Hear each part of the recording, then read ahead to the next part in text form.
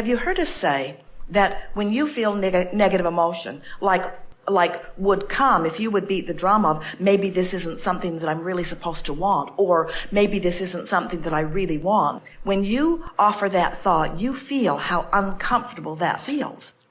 And what that discomfort always means is that thought that you have activated by your attention to it is in utter disagreement with what your inner being knows. And what your inner being knows is what you want. Isn't that really clear? What your inner being knows and what your inner being is what you really want. So when you think about the absence of this and you feel negative emotion, what does that tell you? Your thought is in tremendous opposition or resistance to what you really want and to what your inner being knows and to what your inner being is, you see. So much second guessing goes on in your physical environment because you introduce into the equation so many opinions from so many others and so many experiences of so many others. And the reason that is not a good idea is because, first and most important, you have no way of knowing what's in their vortex because you don't get guidance about what's in their vortex.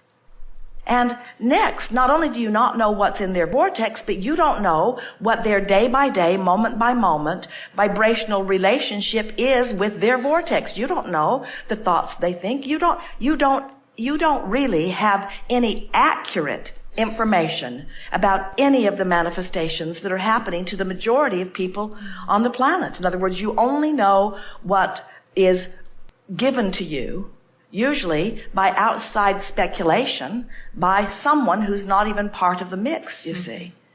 So once you begin understanding that the way you feel and is an indicator of your alignment or not with what you really want, then all of those questions dissolve. All you have to do is think for a moment, well, maybe this isn't something I'm supposed to do, and feel the utter depression that sweeps over you to know that that's not a valid thought, that thought stinks. Usually something that someone says when they have thought or desire that they've identified that hasn't manifested instantly or maybe even easily. And then they start second guessing the validity of it. Maybe I don't really want it. Maybe I shouldn't really want it.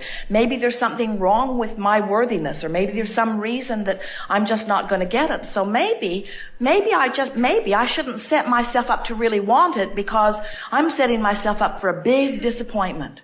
There are so many people who do not understand vibration, who do not understand law of attraction, who are surrounded by people who clearly want things that they don't have. And so they protect themselves and they try to protect you by saying, oh, you should not allow yourself to get your heart set on something that you really have no control over. And we say, there is nothing that you cannot create. There is nothing that you cannot find the vibrational essence of and bring to full manifested fruition. There is a way to have everything that you want.